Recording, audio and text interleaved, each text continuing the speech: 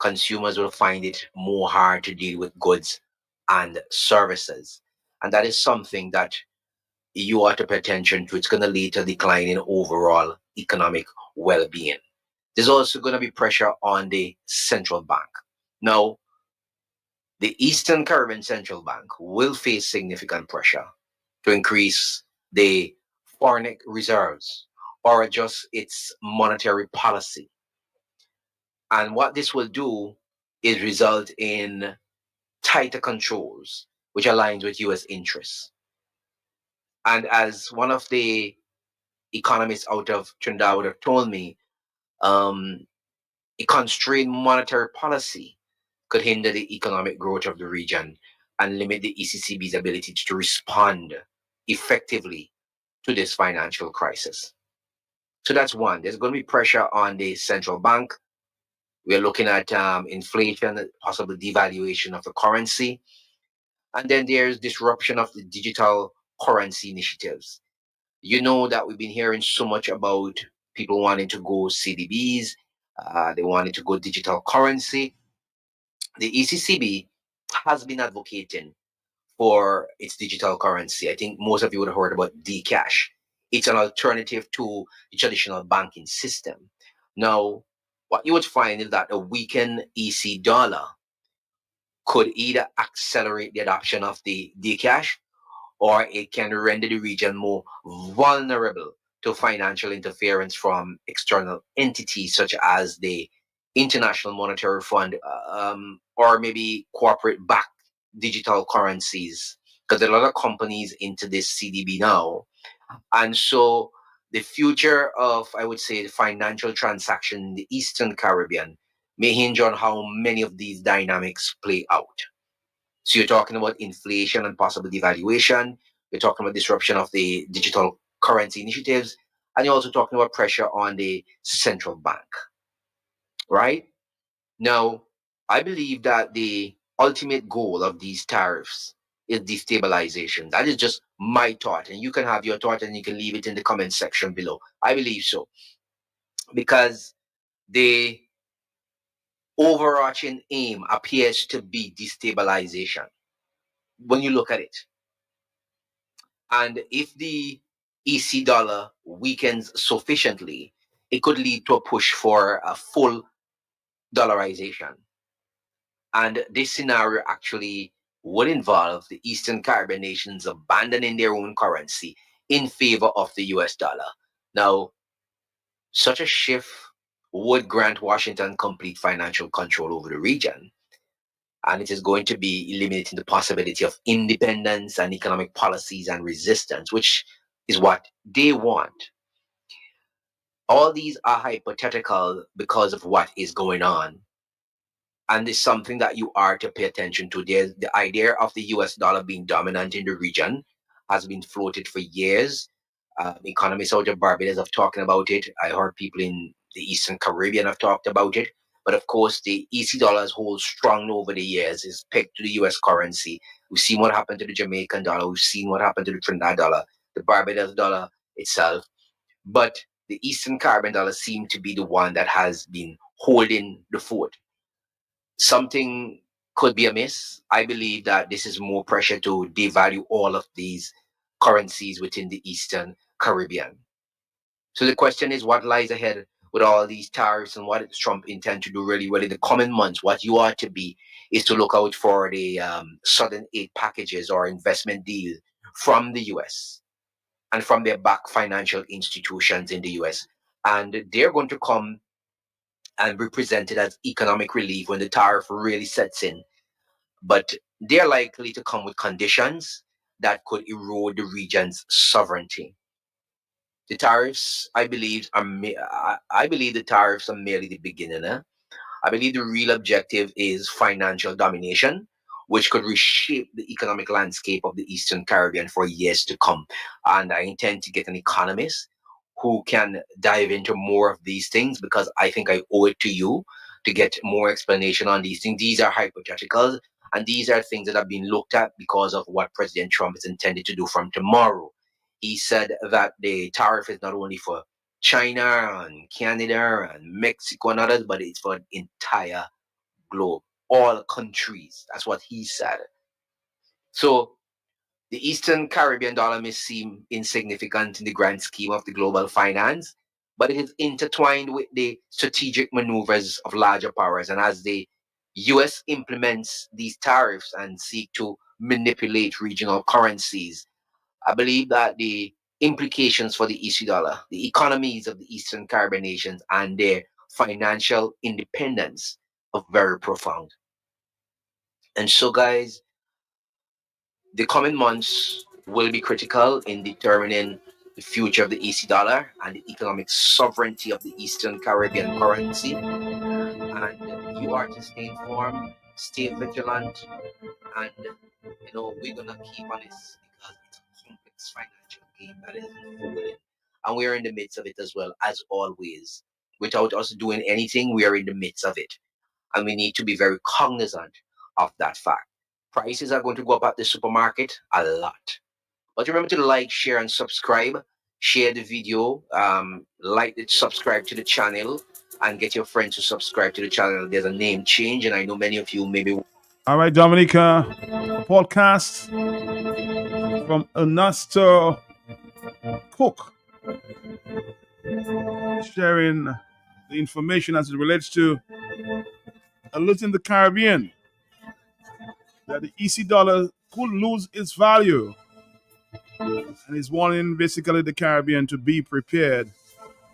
He spoke of an economist, and of course in Dominica we have a own economist, globally known in the person of Dr. Thompson Fontaine.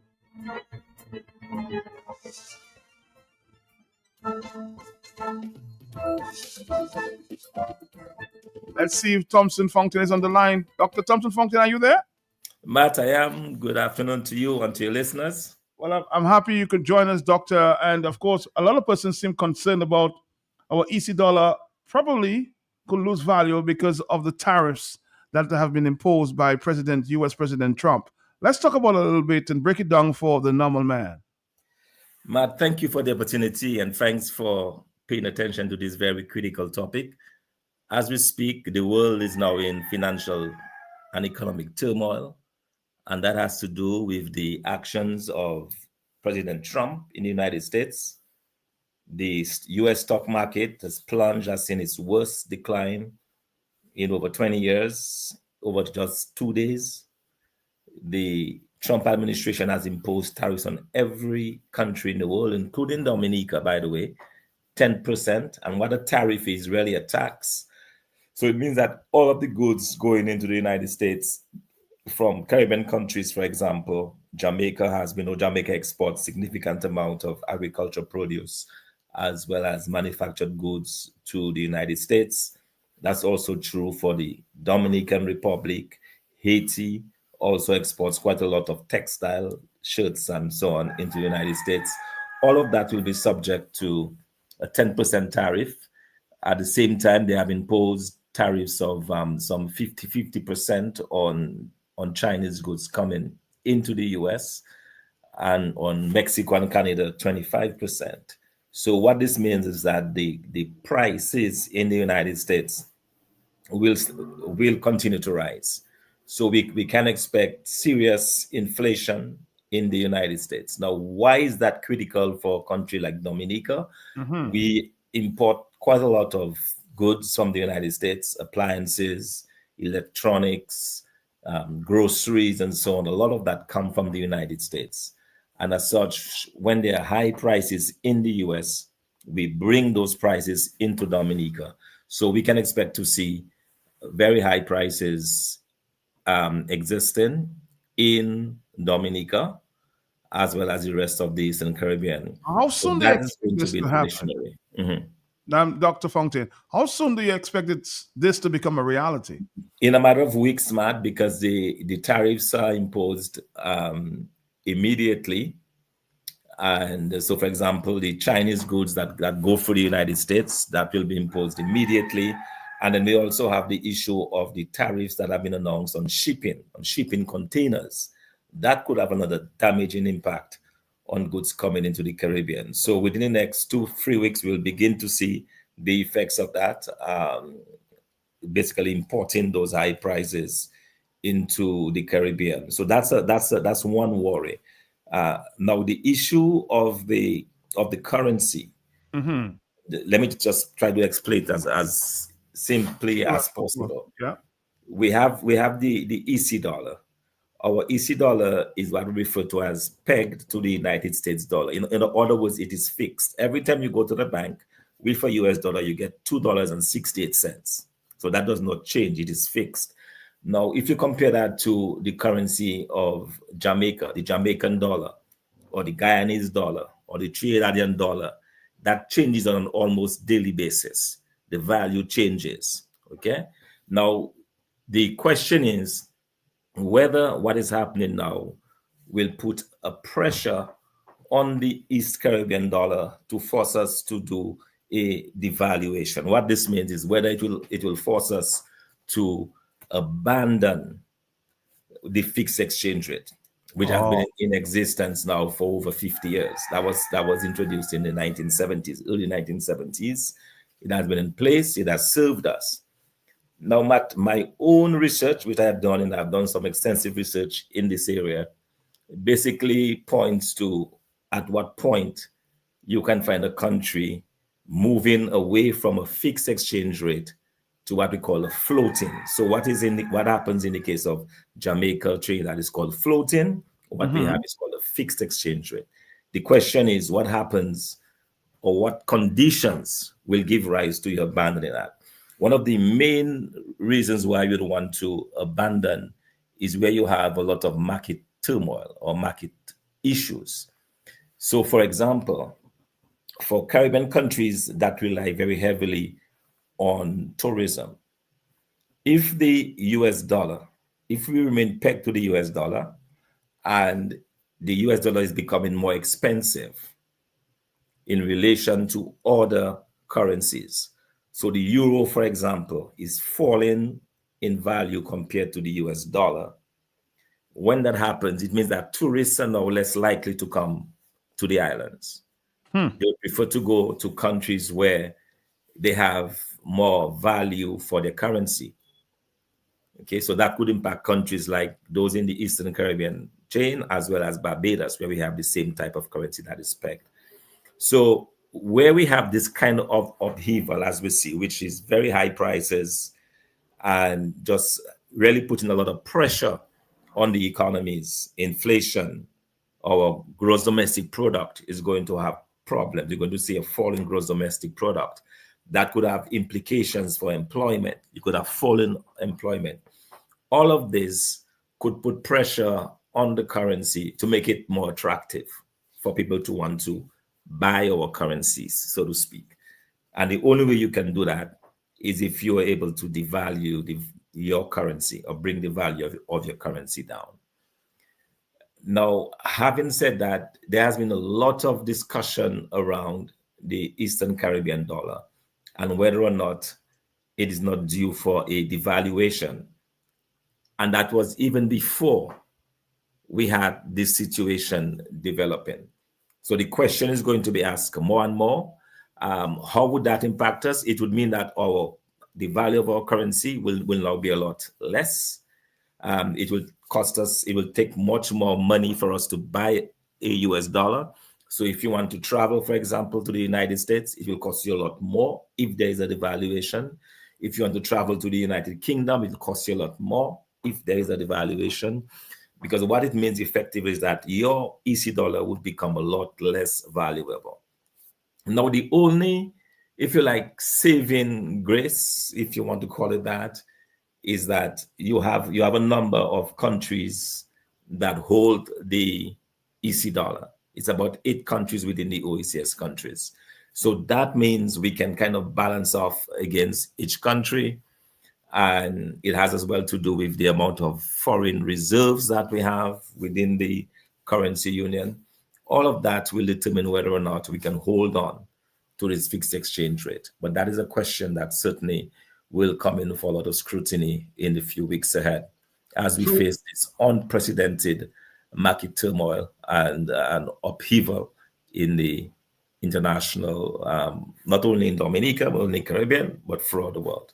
But Dr. Thompson Fontaine, the suggestion is that this is to target China's heavy presence in the Caribbean. And of course, they're going after that. Our trouble is just beginning as far as the Trump administration is concerned, that we have to be very worried about it. Yes, man. So I mentioned the $1 million on every shipment that the U.S. has imposed now on ships that operate, or Chinese lines. The Caribbean relies very heavily on ships that are built in China, and any ship built in China that is collecting goods in the United States would be subject to this $1 million charge. We have been told, given the size of ships, given the number of containers, that would translate to almost $3,000 to $4,000 on each container that has been brought in. So if right now a container costs say $6,000 to move from Miami to Dominica, that container would not go up to $10,000. All right. Now imagine a container going up to $10,000 and the importers having to pay this extra freight. They will pass those higher prices directly on to the consumers. So what it is to try to discourage trade with China, but it has an unintended consequence for the Caribbean islands. So a lot of this has been played out, as you rightly indicated, between the US and China. And China has, in fact, moved to impose the same level of tariffs on goods coming into China from the United States. But the imbalance is very huge. The US has a trade imbalance with China. What that means is that the US imports a lot more from China than China imports from the US. So the impact of that will be to again have some serious consequences for US businesses. It is part of the power play between the Chinese and the US, and it seems to me what is happening there. The US wants to exert greater control over the Caribbean region. They view the Chinese as big players in that space. As you know, the Chinese, in particular in Antigua and Dominica, has a lot of sway. Antigua recently donated a lot of land and real estate to the Chinese to build their own free port and so on. So it does appear as if some of that is directed at getting some control, more control within the region. But at the end of it, the big question, I suspect, and it's still dominant, that the Americans, Trump is saying, either you choose China or America. So how is it that we're going to navigate around this?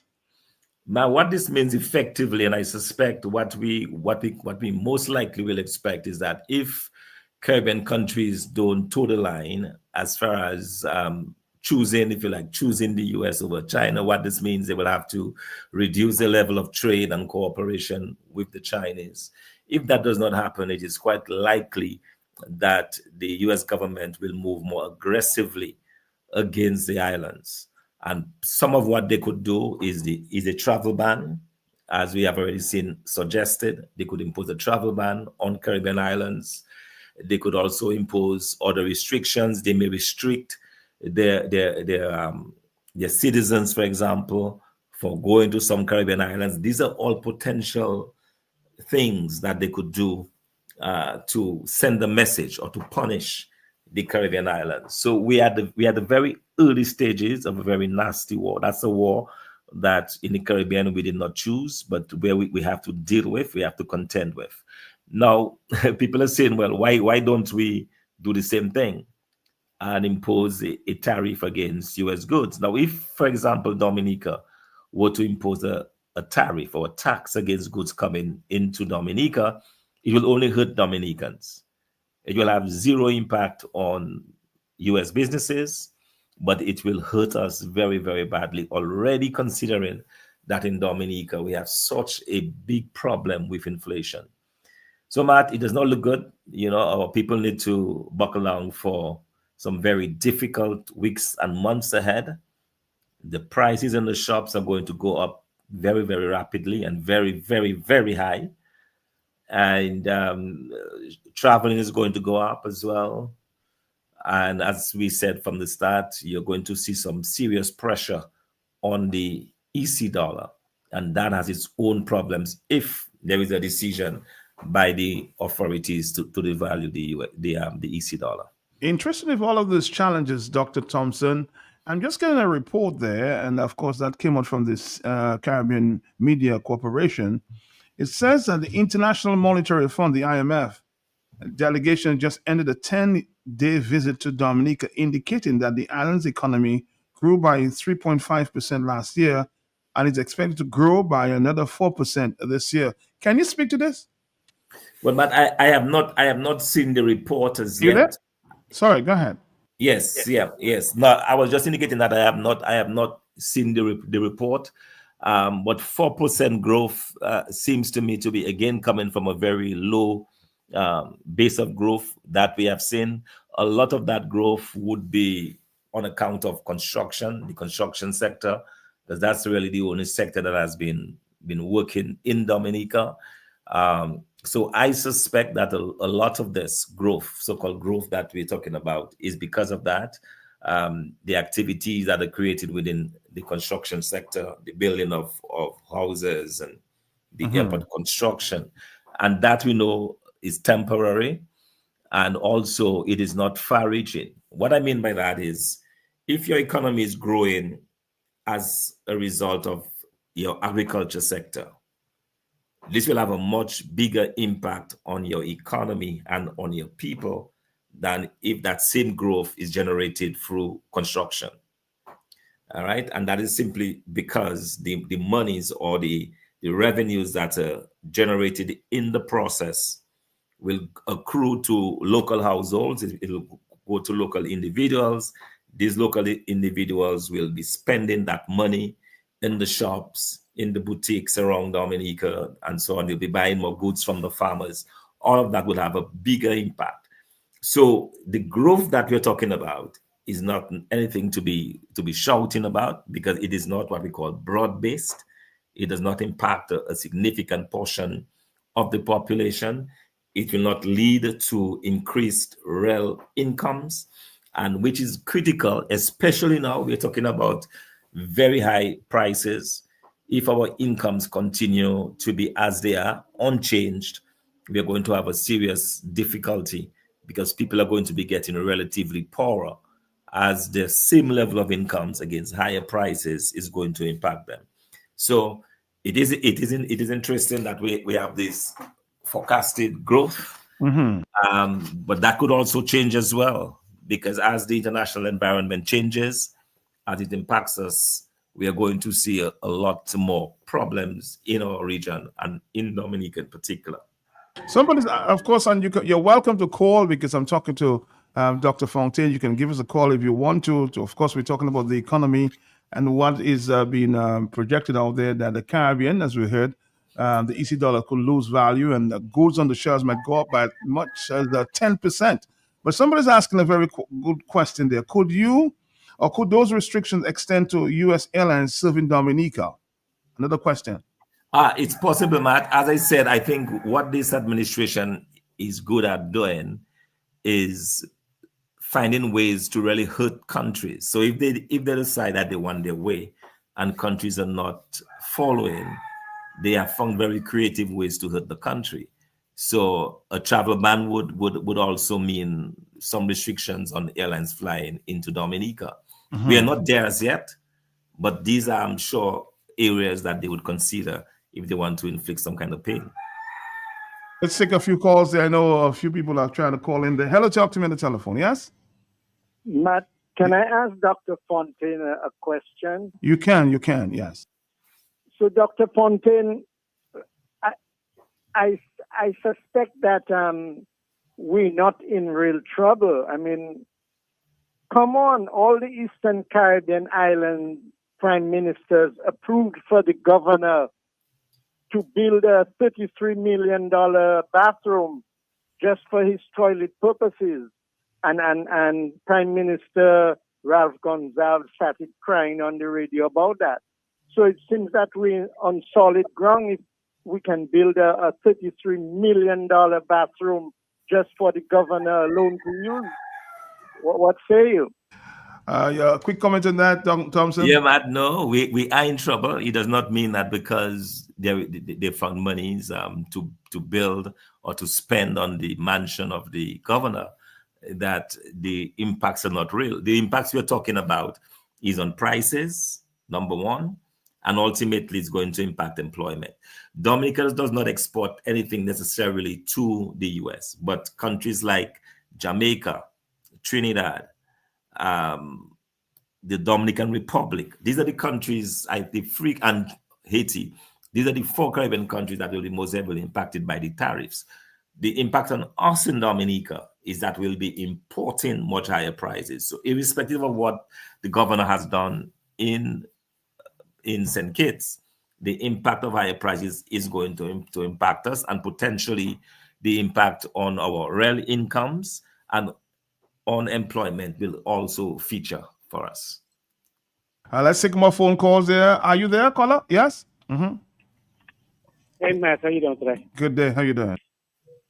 Good. Matt, I don't expect Thompson to say anything good about the 4% growth. I don't expect him to say. Is it Thompson you're focusing on? Because the rest of the Caribbean is saying the very same thing, that the Caribbean, if you look, my brother Al, at the other Caribbean forecasters there and podcasts, they're predicting the same thing. So why Thompson becomes the focus? This is But not. also, I'm not sure the what he's messenger, not the talking about. message. I did not dispute the 4% Matt, growth. he said I about was explaining to all the your growth in listeners. construction. Right. So, Isn't you have a hotel? Hold on, Matt. Let me talk, man. You have hotels being built. You have airports being built. Isn't that going to create job and have? isn't that construction, Al? My understanding of what construction is, isn't that construction? Yes, but he just said that construction like it's going to go away after a while. I'll give me. I don't want to engage you, but give me a basic explanation, Al, of what construction is. Construction example, you're building an airport, is going to create jobs. It's going to bring revenue. You're building hotels, it's going to create jobs. Something needs to go on. But he did say that the growth we're seeing is in construction. So what is your criticism, Al? What is your criticism? Matt, I'm just trying to get an explanation for you. What is your criticism? Because Mr. Funkton did not say that there's no growth in construction. He did not say that. So what is your criticism? Because he just criticized the 4% growth. That's what. No, I did not. But he said there's growth in construction. Did he not say that, Al? This is very dishonest. This is again. Not are you criticizing the messenger? Or are you criticizing the message? Matt, Al, I want to have a very positive discussion with you, but you off the tangent. You after Thompson Fontaine, but you're not looking at the message. You're looking at the messenger. Hello, talk to me on the telephone. Al, come on, man. Hello, yes. Yeah. Oh my God. Yeah. Not even if you don't like somebody, but try to make sense when you engage in them. Exactly. Yeah. Good afternoon. Yes. Go ahead. Yeah, blessing. Matt, it's very interesting. Matt, you see, for years I've been talking what some people may think it's nonsense, following the global trend. What Doc is saying, all that come into play, but there is something greater. Doc, I would like you to follow some terminologies in Agenda 2030, 2021 into 2030. And even the world's greatest geopolitical leader, a lot of people don't know, is the Pope. They talk about Agenda 2030 with 17 objectives. And just a few things, Doc. You have wealth redistribution. The other one, you will have nothing and you will be happy. I don't know what type of drugs they will be giving the world for everything to be taken away from us, like the Bill Gates, the Mark Zuckerbergs, the George Soroses, Jeff Bezos, and this kind of, like his name, Elon Musk. So Elon Musk appearing to be the tail, but is he not wagging the dog? And Doc, it is sad to see all what Doc saying, they fall perfectly in line, but there is something more sinister. The caller just talk about the palace for the guy, and then you have people like, what is his name, Roosevelt Skerritt, and that fellow from Jamaica there, Andrew Holness, and many of them stealing billions. Do they have prior information of what is going to happen in the world? Why they're robbing the people blind? So I want to give thanks for the enlightenment, but Doc, you must follow things like Agenda 2030 with 17 objectives and the carnage and barbarianism and the endless wars and all of that in it. So they're burning the phoenix down to the ground for it to rise up from the ashes with exactly what they desire because of BRICS and the rise of China, the rise of India and all of that. They're desperate. So they will do anything. We are just collateral damage. Thanks for the information, Doctor. All right, thank you very much. Again, 449-3095. We're engaging Dr. Thompson Fontaine, the leader of the United Workers' Party and economist, of course, well-known economist around the world. Hello, talk to me, yes? Yeah, Matt. Yes. Good afternoon, brother. Good afternoon to Dr. Fontaine. Thank you. Yes, good afternoon. You see what is happening there? That can be a blessing in disguise, Matt. I can imagine leaders who are lazy, who do not understand the details of the monetary systems around the world, that they are concerned about that. Because what this is highlighting is that over the years, many of these countries around the world, especially in the Caribbean region, we have become dependent on countries like America and Europe and so on.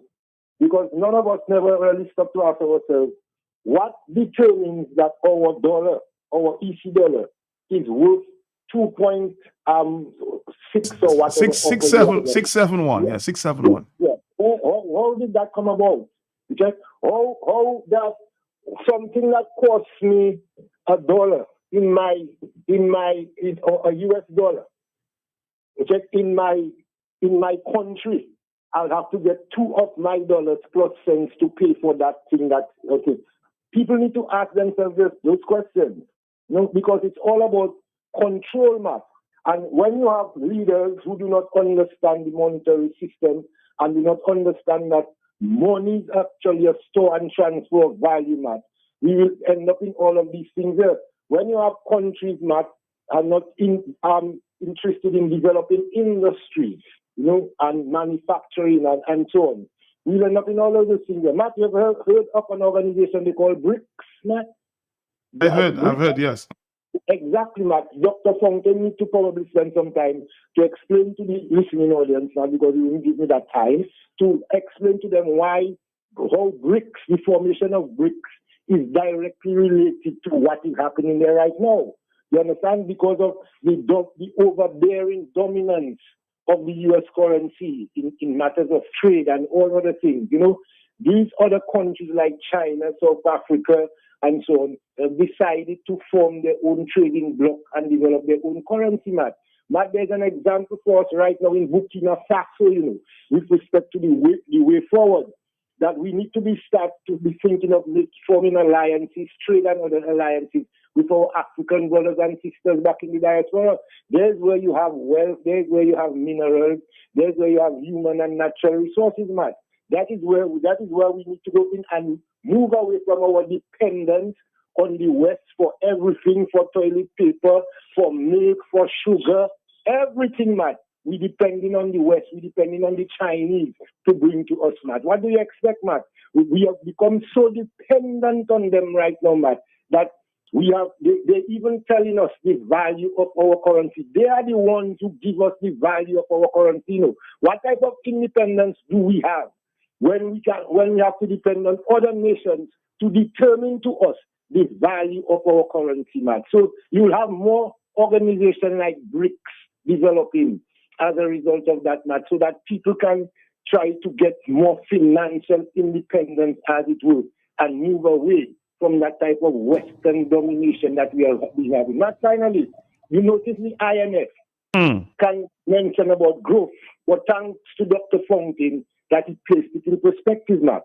Matt, cement and concrete in a country doesn't translate to any type of, I forgot the term Dr. Fontaine used, real growth, growth that can impact to say people's lives are being improved and also people have a higher standard of living and so on and so on.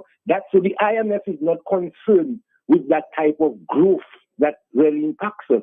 So again, Matt, you need to question even the agenda of the IMF in in all of that scenario that we had Trump there doing something. But it might even turn out, Matt, with visionary leaders, Matt, and leaders who have a good grasp of the monetary systems around the world, Matt, that can turn out to be a blessing for us, especially if they are willing to make new alliances, monetary alliances with nations who are seeking that type of financial independence and that type of ability to go into industry and so on in a big way, Matt. And that can be of benefit to us, Matt, if we manage it properly instead of just crying and say, oh, all is finished, look, US currency going to devalue us. We finish, we die, and just raise up our hands, Matt. Matt, we need visionary leaders now, Matt, to really manage the situation and turn it around to our benefit. Correct the wrongs that we have been making over the past years that make us so dependent on these nations that even our currency, they have to tell us how much our own currency worth. Thanks a lot for that. Thank you, Brian. Thank you, Brian. Very important there. Very valuable contribution there. Doctor, any comments? Yes, Matt. Let me thank both Blessings and Brian for these very, very insightful comments. Blessings talked about Agenda 2030 and Brian making the case for alliances. When you think about it, that's a very important point. When you think about it, Matt, within our own region, you realize that if you have to go to Barbados, you sometimes have to change your EC dollar first into US currency to get Bajan dollars. You can't just go into Barbados if your EC dollar and get it changed, right? That's right within the region. So now is an opportune time for Caribbean leaders to begin to see how we can change that. Because where you have what we call convertibility, where it's easy, where I can take my EC dollar and go to Barbados and spend it, it's a lot easier to accommodate trade, travel, and that kind of thing. All right. So these alliances these new alliances that Brian spoke about is very, very critical. And the BRICS, what the BRICS have been attempting to do, and these are the countries of Brazil, Russia, India, South Africa, that have come together. They have since been joined by several other countries around the world, and they're trying to come up with an alternative system to the what they call the Bretton Woods, the IMF and the World Bank system, so that the countries can trade, not using the US dollar, but using a basket of currency. Part of it is to break the stronghold of the US dollar, because the more powerful the US dollar becomes, then is the more difficult it is for countries to trade. It becomes more expensive for you. Thankfully for us, ours, it is pegged. But for countries like Trinidad, Guyana, and so on, where it is floating, it becomes more difficult for them to trade. It becomes more expensive then for them to trade with the US when their currency is getting less in value compared to the US. Another important issue that was raised is that of dollarization. And you heard it from the original clip that you played. What this means is that if you have a very high inflation environment, what I mean is that inflation is going up so rapidly that the value of your currency is falling very, very rapidly, then what some countries do is that they abandon their own currency and they adopt the dollar. We've seen that in countries like Zimbabwe. We've seen that in Latin American countries, especially in the 80s and 90s, where a number of those countries adopted the US dollar as their currency. All of that serves to strengthen the US dollar, but it means that you, in a way, you kind of lose your identity in all of that, because you no longer have your own currency. You have to rely upon the US dollar. So all of those are issues that we have to consider. It will not impact us now in the ECCB. That's only for countries where you have a floating currency. So if at some point we have to devalue, we have to abandon our fixed exchange of 2.671 to the US dollar, that could come into play, but that is not, I just raised it in the context of the conversation that came out earlier, and in case people are wondering what he meant by dollarization. So all of these are very critical issues, that we have to look at. And I just wanted to make a very quick comment on I did not question the 4% growth. I was just putting that in perspective, because 4% growth in the construction sector, where the majority of your workers are foreign workers, is not the same as 4% growth where all of your people involved in agriculture are locals. I just wanted to make that point again. Thank you for re-emphasizing. And somebody's saying, tell Al, Mr. Al, stay in your lane. Do you want to debate economics with Dr. Fontaine? Stop making a puppy show of yourself. That's somebody's making reference. Somebody's also saying here, let me see if I can get to that. Mark Wesa, Zabuka would be ashamed. Do people like Al realize that it's best to go and educate himself before he speak? I feel so embarrassed for him. Okay, that's a WhatsApp message, 449. Al, you're always encouraged to speak. Okay, speak your mind. 449, if you want to continue that way, that's your choice. All right, to me, we have another phone call coming at this time. We're speaking with Dr. Fontaine on some of the global trends affecting the the Caribbean's economy. The possibility of our EC dollar being devalued. We have to be prepared. Hello, talk to me on the telephone. Yes? Yeah, good afternoon, Matt. Good afternoon to you, Matt, sir. you know what is interesting? Dr. Thompson has actually been very kind to Dominica in that report. If he really had to put on his economic hat and deal with the nitty-gritty, Matt, Dominica is last. We are going to be one of the worst hit because all our structures are coming from outside. We're not generating anything internally.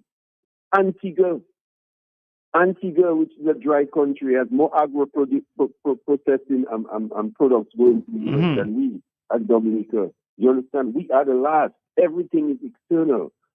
So he's been nice to the country in that report. If he really had to break it down, we see how desperate it is going to be for Dominicans, worse than any other country in the Caribbean, because we have no sort of balance into trade in this relationship globally. Zero.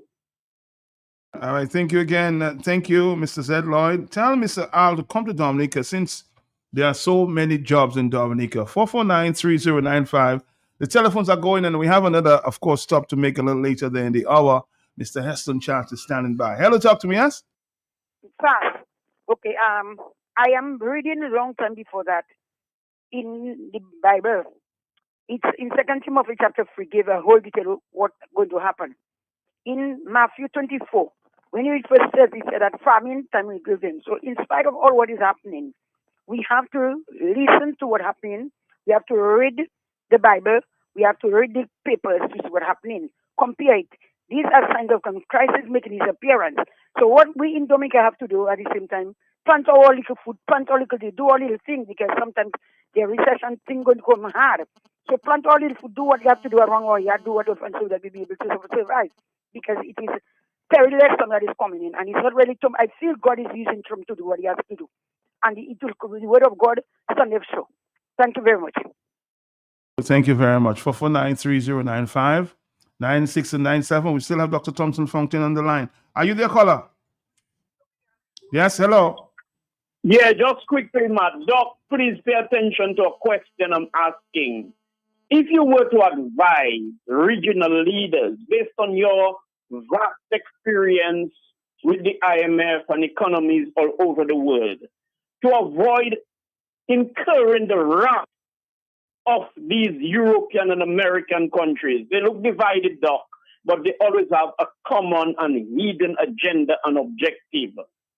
Would you want to advise us to, you're hearing about the UAE, United Arab Emirates, Saudi Arabia, even Turkey as a member of NATO contemplating joining BRICS with that own economy and their own space and everything. These small Caribbean countries, would you advise us to tread cautiously? Because what they may not be able to do to China economically having to do with sanctions and all this kind of thing. Would you advise us to tread very cautiously? Because we have done it historically, from France to England to America. We're jumping all over the damn place, and now China is rising. We're going with China. How would you advise us, Doc? Thank you, sir. You ready to answer the question? Yes? Yes, Matt. That is a great question, because what it means is that the United States, as I said, is moving deliberately to force Caribbean countries into a certain direction. And they've laid down the gauntlet that they have to put their allegiance with the United States. The fact of the matter is, a country like China, given the fact that China is rich economically and they have a huge trading surplus with the United States, they can withstand any kind of barrage that comes from the United States. It will hurt them, but they can withstand it. Caribbean countries do not have that luxury. All right. So what this means effectively is that they have to really think very carefully about what stance they adopt with regards to the US. And the other thing is that given our proximity to the US, not only in terms of our shipping and so on, but our familial relationship to the US, Caribbean people tend to migrate mainly to the United States. So you have this bond there, the similarity of the language and all the rest of it that we have in common. It does appear as if what is happening now will force Caribbean leaders into a particular stance. And at the end of the day, They feel boxed right now. they feel boxed in, and they could hurt very much if the US decides to pull it. For example, if the US imposes a trade ban, I mean, that is the end of the Caribbean as we know it. If they have restrictions on travel to the Caribbean, as they've done for Cuba, it could cripple the Caribbean economies. So we understand that, given that is not that, you should not feel as a Caribbean leader that you've been blackmailed into a particular position. You should be allowed to choose your friends and decide who you want to do business with based on your ideology and based on what is best for your country. But in that particular instance, where we have the squeeze coming in a way that the Trump has shown that he's not respecting of any friends. Look at how he's treated the Canadians, for example. Canadians have fought alongside Americans, have died alongside Americans. They share a common border and so on. And he's shown that he is not shy to go after them. So I think the message is clear for Caribbean leaders. And in a way, even for self-survival, for preservation, they will have to take some very hard decisions in terms of where their allegiances and how they align and to which countries they align themselves. Now, if, for example, the Caribbean leaders would decide to go the way of BRICS, so they will decide they want to abandon the International Monetary Fund and the Western system and go the way of BRICS, our problem is that we don't have a lot to offer. We don't have enough production. We are not producing anything within those islands necessarily that will satisfy us, and we will not find tourists necessarily coming in from Russia and and India into the Caribbean islands. So we will not have that replacement, especially for the countries that are heavily dependent upon tourism. So herein lies the problem. In a way, you feel like you're almost boxed in, and at the end of the day, what will have the countries must consider is what's in the best interests of the people, what will allow us to survive economically, what will allow us to be able to provide jobs and opportunities for people, what will allow us to be able to build our economies. And as it is now, it does appear that the US have made it very clear as to what the answer is. Somebody's asking me to ask you, Dr. Fontaine, if there was any existing tariff on the U.S. before the U.S. imposed their reciprocal tariffs. Were there any existing tariffs? Yes, Matt. There was some very negligible tariffs that were in place. So, for example, some countries would have like an export tax, for example. So some countries that do manufacturing, when you come to export, they will charge you an extra 2% or 3%, but it was very negligible. What the US has done is that they are really up the ante, and 10% is very high, but it could rise further because as countries begin to reciprocate, to do the same thing to the US, then you're gonna have a tit for tat, and it will move up. It will eventually move even beyond the 10%. There more, of course. I just want to go to a voice note somebody's been asking me to play there for a little while. Let's listen there. Dr. Thompson Fong is still on the line. Yes, go. Good afternoon to you, Matt, and to your listeners. Good afternoon to you. And to Thompson. Matt, the growth that is being spoken about, as Thompson said, is in the construction sector. A significant amount of the recipients of the of the monies, the salaries being paid in that construction sector are not Dominicans. They are Chinese who live in camps, who do not spend money in our local economy. So that money goes right back out to, I guess, to China. Um, Dominicans do not necessarily benefit from the growth, the significant growth in the construction sector and in the airport project. So that speaks to the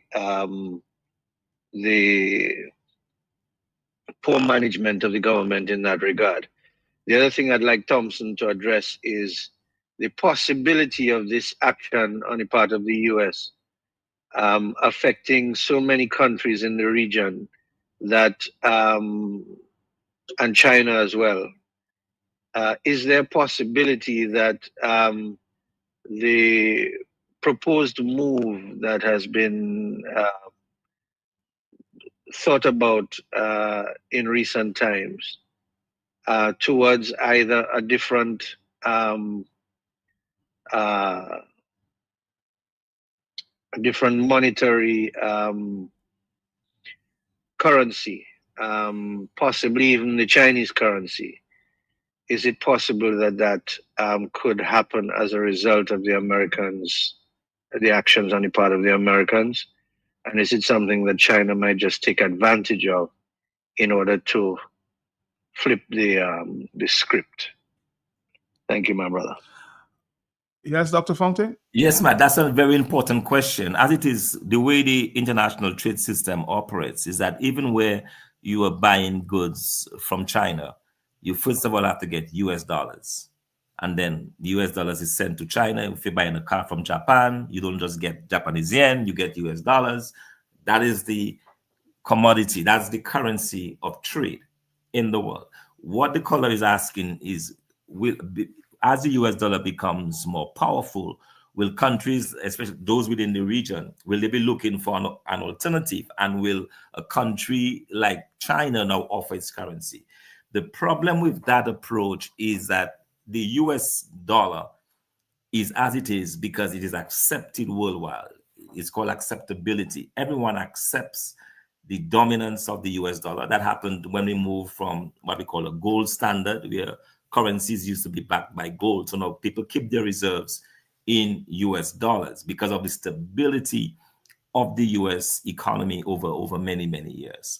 Now, if you start to move away from the US dollar, you will have to find a currency that is very similar, to the extent, for example, when the euro first came out, you realize the euro was a lot more powerful than the US dollar because it was backed up by several very powerful European countries. Where is the euro now? The euro is either equal to value or less valuable now than the US dollar. So if it was not possible for the euro to replace the US dollar, it becomes a lot more difficult for something like the Chinese to replace it. Because I don't see many countries, again, given the ideology of the Chinese, I don't see that acceptability being around the world. And that is critical if you're going to have a replacement currency. So I don't think the US position will be challenged, not for a very long time, unless you have a very big change. If, for example, BRICS, as we talked about earlier, this combination of countries, if they succeed in doing it, then that could be a different thing. But even within the BRICS, a lot of their trade is done through barter, okay? In the sense that they value their goods in US dollars. We value the countries that are exporting or importing from them, value their goods in US dollar, and then they agree to trade good for good. Okay, it's called bartering. Money is not involved, but the measure that they still use is the US dollar to come up with that valuation. So it will be difficult. It will be difficult because of the, and also just because the in terms of the wealth, in terms of the stability of the countries, China is not seen to be as stable as the United States. It still has a lot of upheavals within the country. It is not as stable, and it will be more difficult for it to become acceptable for countries to do this. I'm not saying it will not happen 20, 25 years down the road, but it is not within the next few years. Somebody's suggesting here that Chinese economic data can hardly be trusted. They tend to bluff. Unemployment is very high in China right now. Yes, but that's the other thing about the Chinese as well. And also, they don't always play fair. So the Chinese are known for something called what they call a dirty float. Now, what this is that countries' currency that what we call floating, as I explained earlier, that move freely between the US dollar and their currency. That happens depending upon your demand and supply for the currency. What the Chinese have done very effectively is that they have manipulated their currency.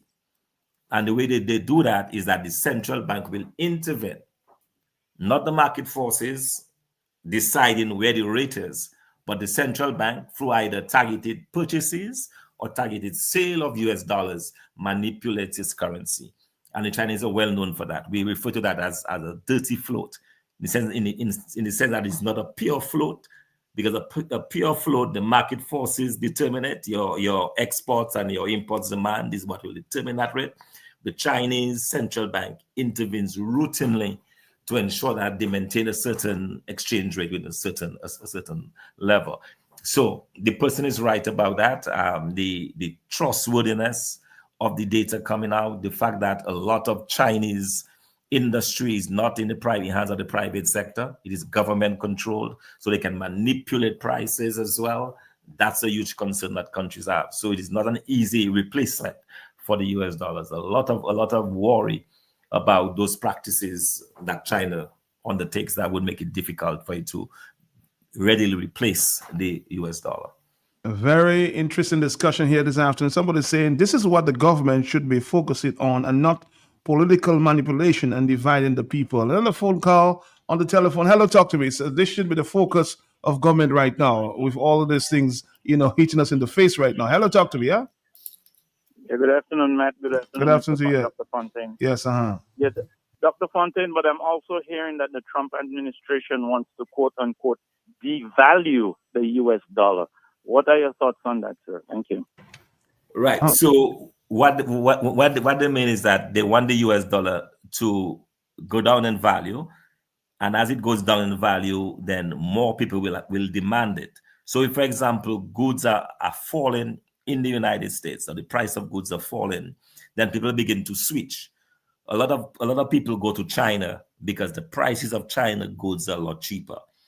If the US, and that is the case because the value of the Chinese yuan against the US dollar is very low. If the US dollar itself is falling in value, it becomes cheaper against, say, the euro, against the Japanese yen, against the Chinese yuan, and so on. All of that will make it more attractive. And as it becomes more attractive, their export levels are going to rise. So in Trump's mind, what he really wants to do is to drastically increase US exports. Because if US exports are increasing, it means that he is now creating more jobs within the US economy. His focus is on job creation. So if the only way you can create more jobs is to increase your level of exports. And that is where you need a cheaper dollar to do that. So part of what we are seeing is that, but the problem about the tariffs is that it runs counter to that argument. Because as you impose tariffs, you cause your prices domestically to rise. And as your domestic prices rise, and obviously it becomes more expensive to the outside world. So it's a kind of counterintuitive argument. He's hoping that by imposing tariffs, American businesses, for example, you have a number of American businesses, Apple, Nike, just name all of the top US businesses. They all have factories in China.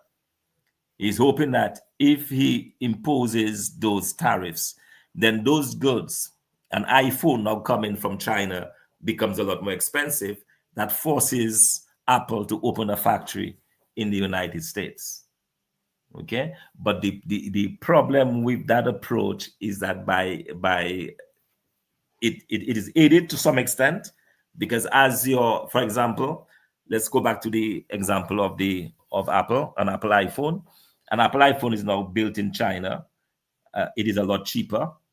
If you impose a tariff on that good coming into the United States, it becomes a lot more expensive. So now Apple might think that it's in their best interest to abandon their factory in China and open a factory in the United States. That is one of the aims of that tariff. That will take some time because you're talking about having to disrupt supply chains. So a lot of the disruption that we are seeing now is because it is still new, it is still young. It will take some time for that to settle down, but I think ultimately you're going to have a lot of difficulties in the world trading system, in economies before all of that settles. Somebody say, of course, expressing an opinion here. He says the U.S. is in $1 trillion debt, and the Chinese economy is growing, and the U.S. is shrinking. Would you agree with that? But yeah, the U.S. interesting enough, there's an important dynamic as far as the debt is concerned. The U.S. Most of the U.S. debt is being held by China. China is the one that holds the U.S. debt. The important thing about the U.S. debt and why it is not so much of a big problem for the U.S. is that when it comes to repay, they repay their debt in their own currency. Every other country, to repay their foreign debt, has to convert their currency into US dollars to repay that debt. Yeah, but the US pays back in its own currency. So what this means, Matt, you can effectively print some money to repay that debt. Okay, you're printing your own currency to repay the debt. Obviously, that has its own implications in terms of inflation and so on, but there's a balance that you can strike. So the debt situation of the US is not so much of a problem per se because of that very important dynamic. The problem that they could face is if, for example, the Chinese decide that, they are fed up, and as part of their retaliation, they decide to call in that debt. In other words, they decide that, hey, I have all of those US Treasury bills. I want to call it in right away in huge amounts. That could have an inflationary impact on the US. And that is probably something we might hear the Chinese do because they are so concerned about those tariffs that the US are doing. That could be another consequence of this war that we are seeing. If the Chinese does that, it could have some impact on the US economy as well. Somebody saying that is why we need Thompson to lead Dominica. He understands the economy. 2:25 is the afternoon time. No, it's 2:21. I'm 4 minutes late. Hello, talk to me. Yes. Yeah, Dr. Fountain. Yes. I listened to a discussion similar to what you're having. But when these companies move back to the U.S., because of the labor costs in the U.S., they might not achieve the goal of reducing the price of those products, even in the absence of the tariffs. So, it's like a seesaw. It's very complex. It's not sort of straightforward. Thank you. All right, thank you. Correct. You're absolutely correct. But what Trump is banking on, he's ignoring the inflation impact. He's banking on those jobs coming back to America. All right, let's take our final voice note for the afternoon before we move on to our next stops. Listen to Leonard. Matilda, good afternoon to your listeners. I'm listening to the conversation you're having in terms of the strength of the dollar and the new geopolitical organizational realignment in terms of the strength of the U.S. currency and the formation of BRICS and other organizations, other partnerships, just like we've had in the Caribbean common market for years that doesn't seem to do anything for the Caribbean people. But one of two things we talk about in economic growth is GDP and GDP per capita, which is gross domestic product, total gross domestic product and gross domestic product per number of people living in a country, which is per capita. Why this is important is because it's telling you that the number of people in a country has some significance in economic growth. The number of people in a country represents the market. They are the ones consuming goods and services that generate revenue from the transformation of resources for the consumption and utilization and our life. So when you look at places like China and India that has a large population, and Africa, they represent a huge market that can add to any country who's providing them goods and services for consumption. The US, by the way, which has about 400 million people, has been able to build the largest economy in the world. And one of the reasons they have been able to do that is by ensuring that a large percentage of the population have the amount of disposable income to be able to take vacations and buy those goods and services. They're the largest consumers of goods and services.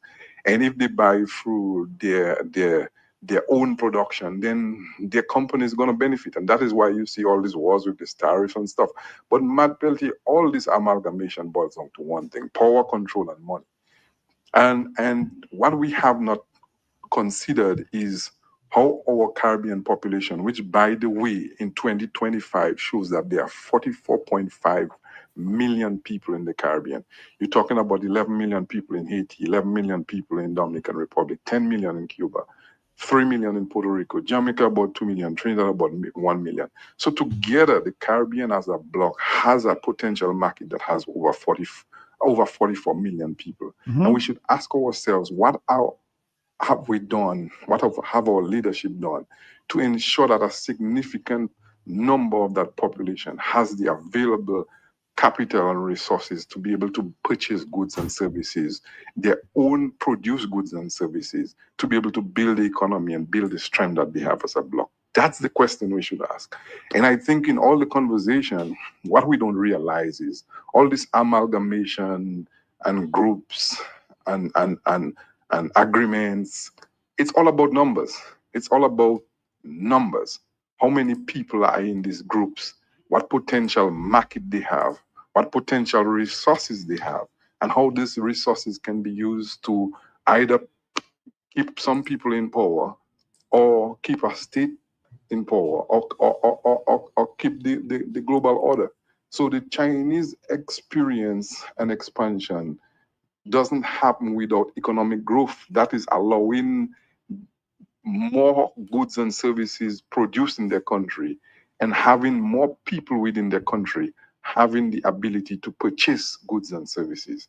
And that is what it boils down to. It boils down to people. So we have to ask ourselves the question, how can we improve the lives of the 44 million people so that they can become self-sustainable through the processing of raw materials, whatever the case may be, for their own internal consumption without destruction of the environment. That way we can have the circulation of money, the generation of wealth through the adding of value to those goods and services. We're talking about agriculture, we're talking about the sea, we're talking about the water, we're talking about the trees, we're talking about the tourism. That is the question we need to ask.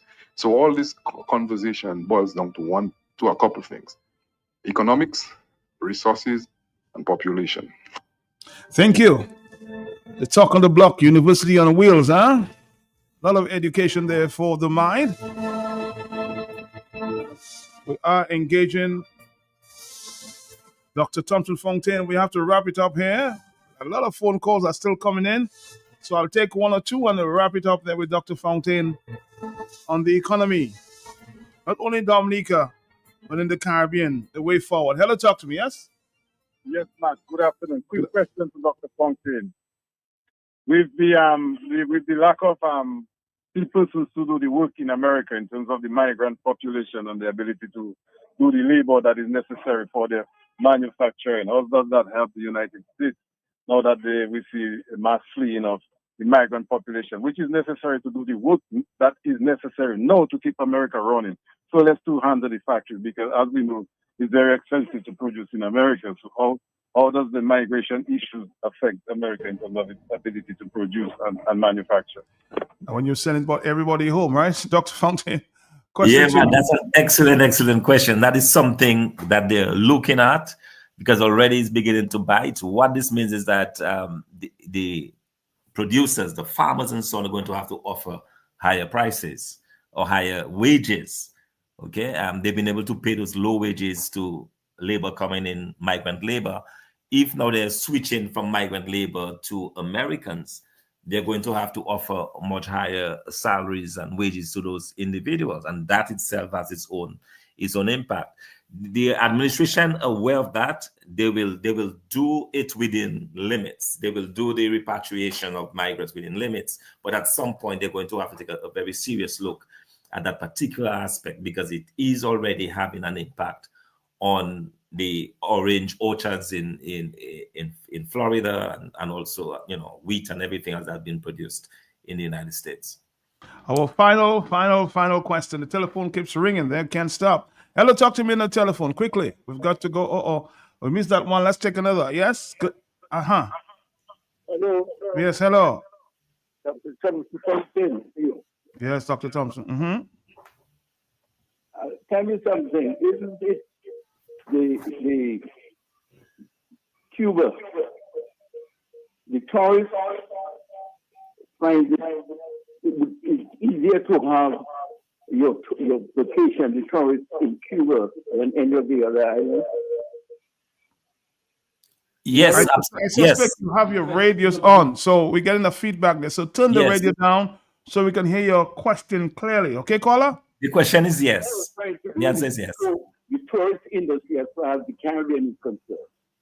And I'm saying that if the EC dollar is not is fixed or is lowered, for instance, as Jamaica and Trinidad has done, to lure in my view, the tourists from America going into these islands. Now that America is saying to the islands, is either China or America. Can the Americans just do the same thing as they did in Cuba? Force the Americans not to come to the islands so that it would be cheaper for them.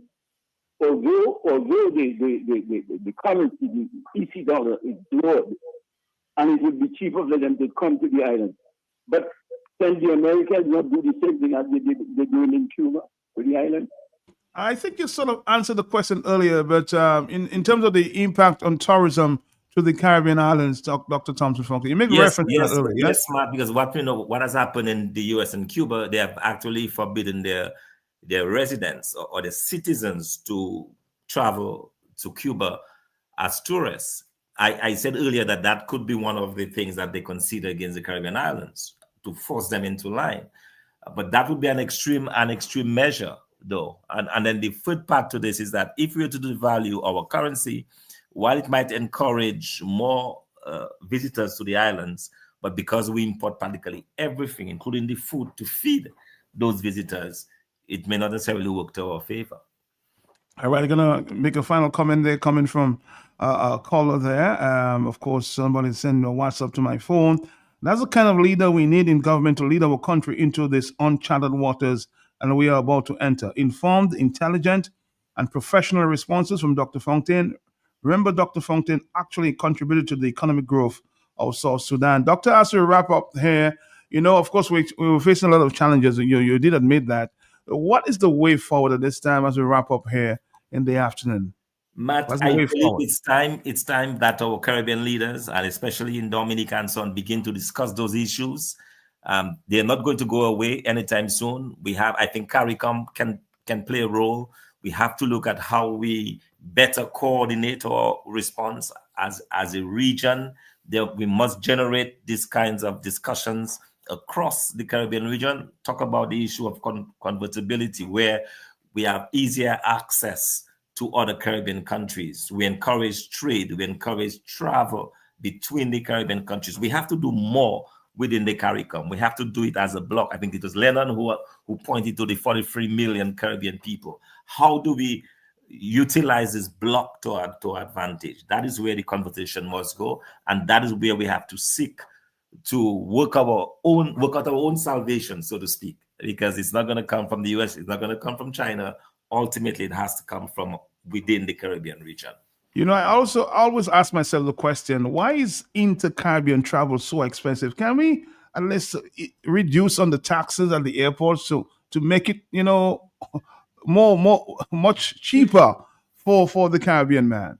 Yeah, absolutely. And it's the taxes that contributes a lot to that. A lot of it is the taxes, So yes, that's another thing that we need to be looking at, increase or reduce the cost of transportation so that you can increase the volume of traffic between those countries. It is cheaper for me to travel from Dominica to the US than to travel from Dominica to Barbados, and that should not be. So Matt, there is a lot of work that needs to be done. I believe what will happen now is that it will force us to consider those things. I hope our government is taking note and they're thinking of how they can cushion some of that impact on us. It may mean they have to look at again at those high import duties that we have in place. They may see it as a means of raising revenue, but they need to be careful that with those high prices coming in, it does not stifle any kind of innovation, any kind of growth here in Dominica. That is important. Okay, our duties on the port is critical. If it is fixed at 25% and the prices are going up, yes, the government will make more revenues, but the consumer, the average Dominican who has not received any kind of salary increase over many years, they're going to suffer really, really badly. So I'm hoping that the policymakers within government are looking at these things, are beginning to look at different areas, beginning to look at the possibility, for example, of going to a zero income tax rate. All of those things, I believe, needs to be under consideration and need to be looked at by this government. Dr. Fontaine, thank you very, very much. A lot of people are saying they're locked in. A lot of food for thought. But we'll talk to you sometime very soon. Are you doing okay for now? Yes, Matt, so far so good. Doing well. Let me just say thanks to everyone for their support. We learned of the release on bail of Mervyn, John Baptiste, and Albert Timothy. They got out earlier this afternoon, so we're thankful for that. All right, thank you very much. Thank you, Doctor. We'll talk to you sometime soon. Thank you. Excellent. Thank you. Bye-bye. That was like a university on wheels there. There's a lot of food for thought, huh? We're going to come back with our next guest, Mr. Heston Charles. Something big is coming up. Going to tell us about it. Those of you who couldn't connect to, we do apologize. This is a conversation that needs repeating, huh? Let's do this and come back. The emperor, the conqueror, the champion, the lion is here. Eastern Trading Limited massive Easter sale is now on, starting today until April 25th, 2025. 15% discount on all upholstery furniture, selected desks, and world-famous Ronick power tools. 15% discount on all television sets. 15% discount on 5, 10, and 15-year rum. 1 liter Pure Heaven 100% apple juice, $249.95. Joel margarine, 15 kilograms, 33 pounds, that is, now only $75. 1 liter Pure Heaven tropical drink, only $6.95. Canned tomato soup, now only $3.95. And check in store for many other special prices. Eastern Trading Limited, we are making a difference for you. Step on ready for the game changer. The emperor, the conqueror, the champion, the lion is here. Exciting news from AutoTrade. Incredible savings are here. Take advantage of AutoTrade's Thrifty Thursday promotion. Mark your calendars. On the last Thursday of each month, AutoTrade is offering up to 20% off items throughout the store. Yes, 20% off. But wait, here's more. Keep your eyes peeled for our exclusive Deal of the Day offer, bringing you even bigger discounts on select items. Whether you're looking for car accessories, maintenance essentials, or just browsing for a great deal, we've got you covered. So be sure to swing by AutoTrade every last Thursday. At AutoTrade, it's more than a vehicle, it's a relationship. Terms and conditions apply.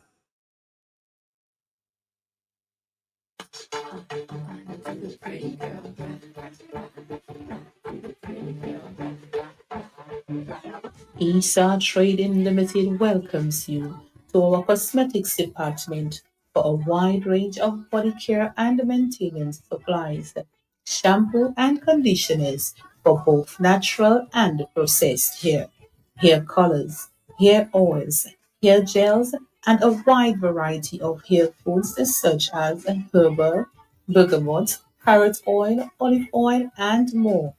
Lavender scented essential oil for a full body massage, mosquito repellent sprays, itch stopping creams, and triple antibiotic ointment, dry mouth gel, a wide variety of toothpaste and mouthwash, rubs for aches and pains, including ice rub, Q-tips and cotton balls, baby care products, feminine care products, hand and feet care products, body lotions, deodorants, body sprays, perfumes, body mist, and much more, all at unbeatable prices.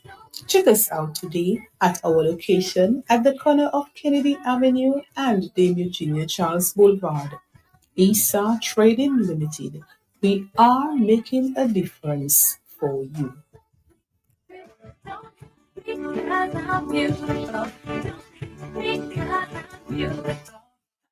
Fresh market. Where money don't count and your pocket don't hurt you. A fresh market. Fresh market. It's a white day.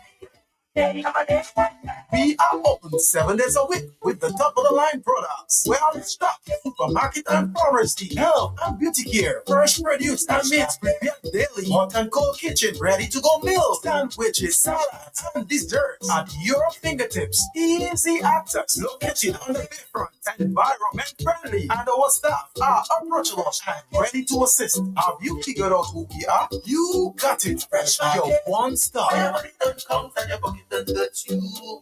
market, fresh market, everything's right there. Fresh market. Non-Stop Praises Ministries Incorporated presents Shana, the 5th edition, under the theme Come Alive in 2025. Friday, 18th April from 7 p.m. at the PSU building in Roseau. Come, let us denounce the spell of dog-eat-dog mentality in our nation, jealousy and greed, and instead let us love each other. Let us make a difference. Speakers include Evangelist Claude Weeks, Pastor Bon Vigilant, Pastor Alroy Hamilton. Let us dance and praise to the music of singing evangelist Julian Rivera, Hilltop Singers, Evangelist Valentine, Evangelist Heston Charles, host of Non-Stop Praises. We seek God to break the evil spells over our nation. Shona, the 5th edition. Come receive your breakthrough, deliverance, and victory. Friday, 18th April 2025 at 7 p.m. at the PSU building, live on Kyrie FM. Good afternoon to you, Heston, Evangelist Heston Charles. How are you doing, sir? Good afternoon to you, Matt Peltier, and good afternoon to your many, many listeners. Always a pleasure. Always a pleasure, and I'm here at I should say, a very opportune time. I feel very privileged to be here when you would be discussing such a relevant subject. I believe the subject that you're discussing is of great relevance, and I believe Mr. Fountain did represent himself well in terms of his profession. So the economics, and you have to give Jack his jacket. I believe certainly he's a successful man in the area of economics. Well, Matt, but I think that I'm gonna lead with that song here because I know you would agree with me definitely that this island needs Jesus, right? Certainly, the island needs Jesus. The island needs Jesus. You agree with that? Jesus, come down. Jesus. Please come down to us. We need your help in this country. Get everything in life bittersweet. Fitting in a rumba won't get you very far. You think life's a big house and a fancy car, but your heart can be lonely. Though you have life and plenty, moving with everyone to the cemetery. You need Jesus in the plan to direct this island. This island is Jesus. That's according to, of course, Evangelist Heston Charles. What's going on? This island needs Jesus, Matt. And as a custodian of the gospel, we non-stop praises. We usually bring Dominica together under one canopy at the PSU. Every single year we do that. And we do it on the Friday of the Easter weekend, which we normally call Good Friday. Shana means change. And we want... I was wondering about that. Shana. Yeah, also, that's the 5th edition. Yeah, the 5th edition. And it's the Hebrew word for change. Okay. And you know change is consistent. And this is something that is inevitable. Change will always be taking place. Some people don't like change. But in order for us to survive what is coming, we hear something coming, man. We are in an economical crisis coming. For us to be able to withstand what is coming, we need to change our mentality. We need to change our attitude. We need to change our approach. And this island, I believe, Matthew, you will agree with me, we are plagued with hatred. Oh, yes. We are plagued with greed, Matt. Let's be honest, man. I mean, Matt, you're not even sure if you can make a joke right now in Dominica. Oh, you're right. You can't even touch somebody's shoulder. People blood are just beneath the skin. Oh, yes. Oh, yes. There was a time when people felt good about saying, I love you. Matt, I remember you had this cliche, and I suspect you're even afraid to say it now. You used to say, those who love to hate me, because you realize someone hates you. I still say it sometimes. Those who love to hate me and love to love me. I hate all the same. Yes, all the same. but you don't want those on the hating side to increase, because you don't want anybody looking for you, Matt, while you're walking out of Q95. You want those to love you as well. But in essence, Matt, non-stop praises. We're over 21 years in ministry, and we recognize that there is a dog-eat-dog mentality that is crippling this island. And it's not only existing within the community, it's existing within the home. You cannot trust your own brother with your good idea. You cannot trust your own sister. It's happening within the workplace. People are feeling good about eating up each other. People are feeling good about bringing down each other, bringing down their own brother. And that is evil. This is the essence of evil. This is the genesis of evil. I'm sure you know your Bible, Matt. I see you as a custodian of the word. There's also hatred among even religions and churches themselves. Don't. Even there is even worse. Right within the religious community, there is a high level of competitive spirit and hatred and jealousy. But why is that so? Because mankind has lost his way. Mankind, we have lost our way in understanding that if we say that we're serving God, we have to love the creature that God has created. We have problem with and do you know that mankind is the only creature that is always fighting within themselves? Hardly, not even dogs you see fighting those days. Hardly, and cat and dog. I see cat and dog getting along those days. So we have always have this from since Cain, where the two brothers were asked by God to offer sacrifices, and Cain did not offer what satisfied the requirements by God, but Abel did. So Abel satisfied the requirement by God, given by God. Rather than Cain being happy for his brother and say, brother, well done. Cain decide, no. I'm not in that well done business. Come and compliment you when you did better than me. I will kill you. And that is what is we seeing happening in our society today. We go out to kill each other rather than stepping up. We have the crab mentality. We pull each other down. We pull each other down, and we are denouncing this man. Because I see, and Matt, I'm sure you go to funerals every now and then. I see too many good talent going to the grave. I see too many good talent going to the prison. Too many of our resourceful people just go in hiding because somebody let them down. Somebody pushed them down. And that is evil. Somebody decided, listen, I'm going to drown you because you're too bright. Well, we are saying we're denouncing this. And all those of you listening, I'm sure there are many victims of that dog-eat-dog. Matt, I'm telling you, you building yourself as a media person, I'm sure you are able to rise above persons who just decide they don't know why they don't like you. I love everybody. And they try to cut you down because your opinion is different than theirs. Who gave me the right, Matt, to go after you because you think differently than me? I'm not God. And so often we make ourselves God.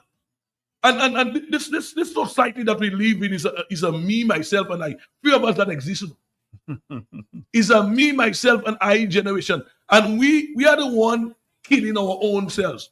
For yes, we may be facing a world crisis, a regional crisis, but within ourselves, how do we approach, how do we mitigate, Matt? If we go back to those days of what you call barter, I have dashing, I have plenty dashing, and you have plenty fig, and you have that one, they have plenty plantain, and we all go, we share.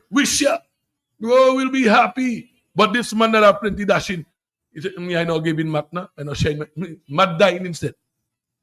And that is the mentality that we have within our society today. So what is the form of this big program you call?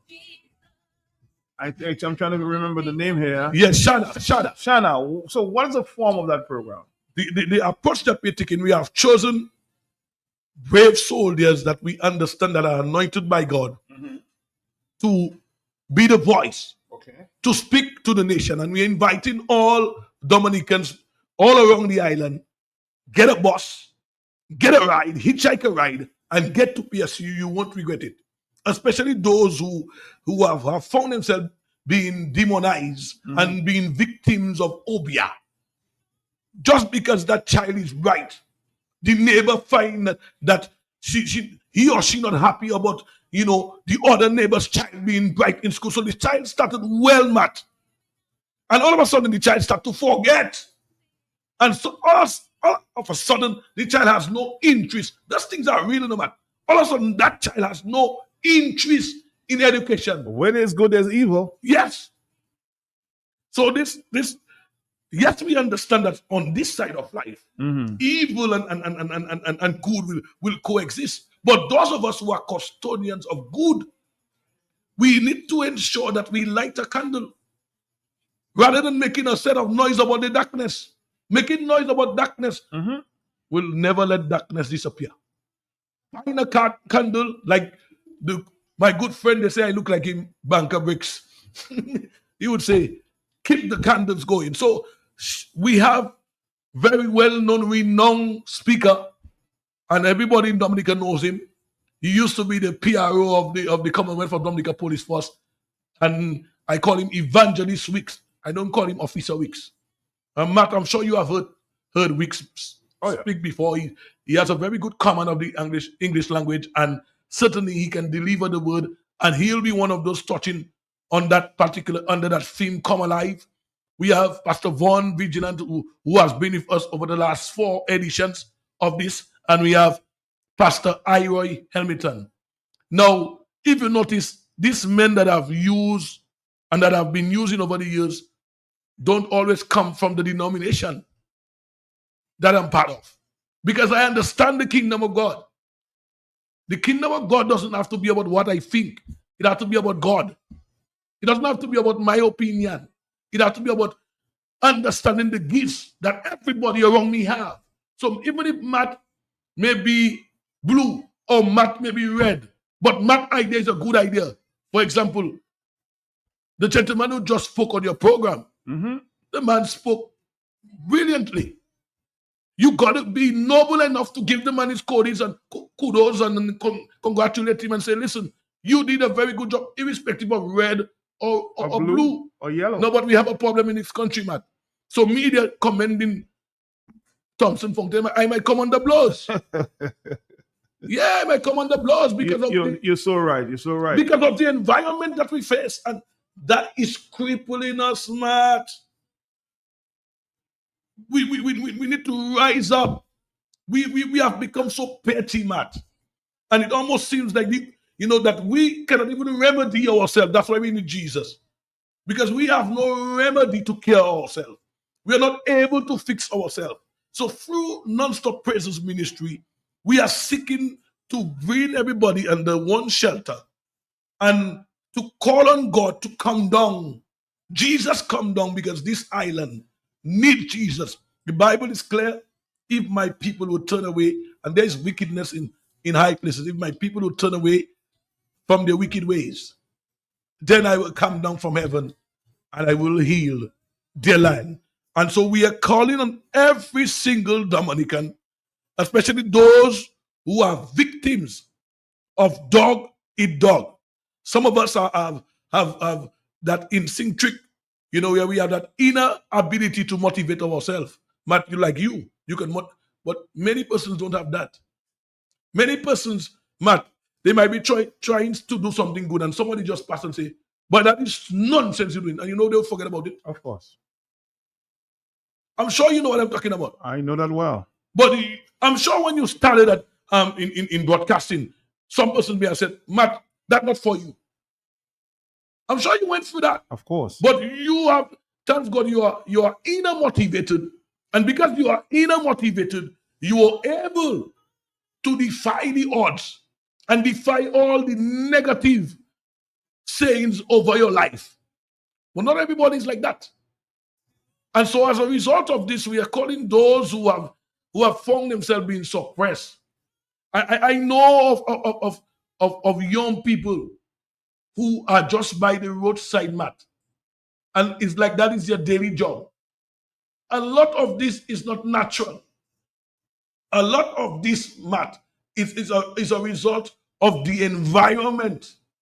A lot of this is a byproduct of the level of spiritual wickedness that goes on in high places. The young people, they don't know if they're going, they don't know if they're coming. How do we come to that?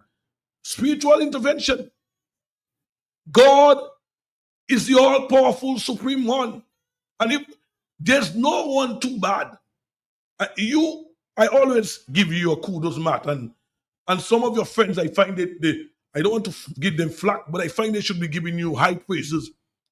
When they're calling you all the time and bombarding you with all kind of things, I don't understand why they have never seen what you have done with Franklin. Honestly, because I find they're calling you on all kind of things. Do they know where you took Franklin from? Have they taken some time out to see that you took your time, you went down low, and you pull a brother up? That's what we should be doing in Dominica, Matt. Look at Franklin is right now hosting one of the biggest financial program on radio. Mm-hmm. Because you recognize your responsibility is to pull a brother up. But you know what is our biggest issue in Dominica? Mm-hmm. Matt, and you will agree with me, we prefer to say Ela for our brother. So when we see Franklin, we say, buddy, or we see Matt, we see our Matt come, and someone say Saife, say Saiwe. Rather than being happy when we hear something good. So we prefer to hear the bad news about others than to hear the good. And that is the spirit. We are and Matt, I really want you to come to this event. You have been an absentee landlord. And the invitations are always given to you. And I'm saying to you, Matt, this time around, don't miss it. Bring your girlfriend, bring your family members. Matt, I am saying that there are many people who are trapped. They are trapped because they just don't know the way forward. They don't know the way out because they are kept under the circumstances. Is it a one-day activity? Yeah, it's a one-day activity. We do it every year, and we go up until 11:30. And it starts what starting time? It starts at 7 o'clock. We start at 7 o'clock, and we go until 11:30 in the night. We are just giving it all to God. We're giving it all to Jesus. He said, lay your burdens. My yoke is easy and my burden. If we would just call on God, I have my own experience, Matt. And you too have your own experience. There is no time that you will go to God and God will tell you, well, partner, what you coming to me for? He's more willing to listen to us than even we are willing to even come to him. And so the aim of this initiative, because we know some persons, they shy away from the church building to him. At some persons, they shun the church building. So we have this neutral setting, PSU, where you can come and everybody can come and we can meet under this spiritual covering, knowing and understanding that if we call, if we seek, we shall find. If we knock, the door shall be open. unto us. And if we ask, it shall be given unto us. And I want to call on the custodians of the gospel, Matt, because I find we have become very judgmental. We have become very judgmental. We rather than offering grace and mercy, we offer judgment. And I will speak more to that when I come here next time. But the opportunity that is given to me here this afternoon is to call on all Dominicans to join us at PSU come the 18th of April, Friday the 18th of April from 7 p.m. in the evening. Evangelist, of course, my friend, Heston Charles. Yeah. See you there April 18th, okay? Come, Jesus, come.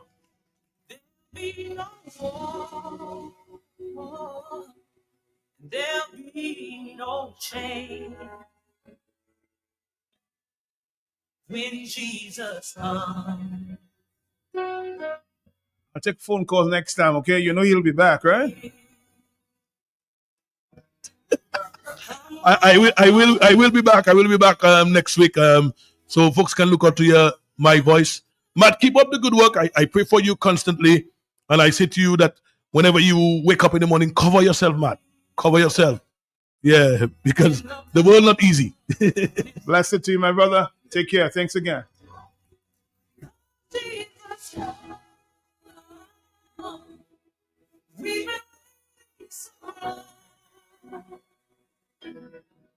For the day you return to heal every hurt and right every wrong.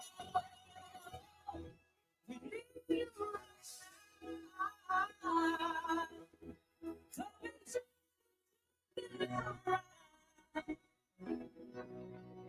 deep down I know what is it wrong. Come Jesus, come Jesus, come. One day he'll come. We'll stand face to face. Come and lay it all down. 'Cause it might be today. The time is right now. There's no need to wait. Your past will be washed by rivers of grace.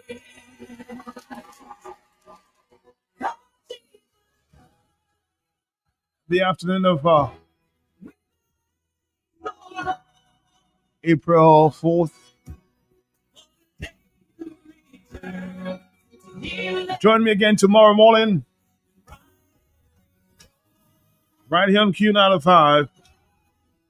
Hour of gospel and inspiration. Come, Jesus, come. Come, Jesus, come. It's already what time it is? It's 3 minutes after the hour of 2 o'clock. Stick around.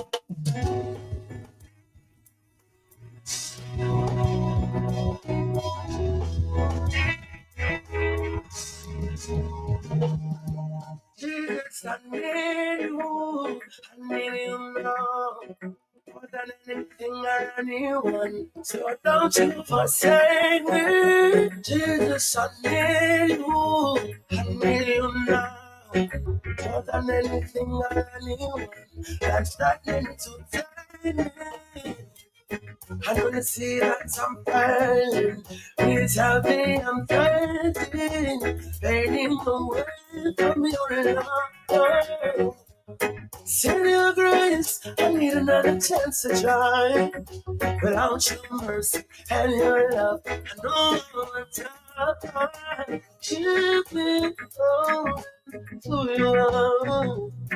Cause I'm hoping and waiting for your return. Hear my cry, oh Lord, and that sense. Brother, are you listening? Can you hear me? Are you out there? Jesus, I need you now. more than anything or anyone. Don't you forsake me, Jesus, I need you. I need you now, more than anything or anyone. I'm standing to so for me foot not to be moved, not slide. See some man is told just from by the wayside. Me no want every day, man, me want life. Secret place, I bet you me want hide. Me no want see it, me want guide. Can't wait be done. I know my life, let them hear your word. I know my voice, I beg you hear my humble cry. Jesus, I need you. I need you now. More than anything or anyone. So don't you forsake me, Jesus, I need you. I need you now, more than anything or anyone. That's nothing to tell. I know you see that I'm failing. Please help me, I'm fading away from your love. Send your grace, I need another chance to try. Without your mercy and your love, I know I'm die. Give me to you. I'm open and waiting for your return. Hear my cry, oh Lord, and that sense right. I listen, can you hear me? Are you that Jesus, I need you. I need you now. More than anything or anyone. Don't you forsake me. Jesus, I need you. I need you now. More than anything or anyone. That's what needs to take. Trouble waters all around me, I won't fear. Cause you promise where I am that you'll be there. My burdens rest on me, my heart is in despair. So many things are preventing me from calling your name. I know my head's on the water, but I'm breathing. Someday I'll breathe in, I'm not afraid. There's power in the name of Jesus. There is power in the name of Jesus. There is power in the name of Jesus. To break every chain, break every chain, break every chain. To break every chain, break every chain, break every chain. There's an army rising now. Rising, rising. There's an army rising now. Rising, rising. There's an army rising now. Rising, rising. To break every chain, break every chain, break every chain. To break every chain. Every chain is broken, yeah. Break every chain. You gave your all to me, I give my all to you. Love your kindness and your mercy. You're my drink when I am thirsty. You gave your all for me, I give my all to you. I love your kindness and your mercy. You're my drink when I am thirsty, yeah. I know my head from the water, but some say I'm crazy and I'm not a mind. There is power in the name of Jesus. There is power in the name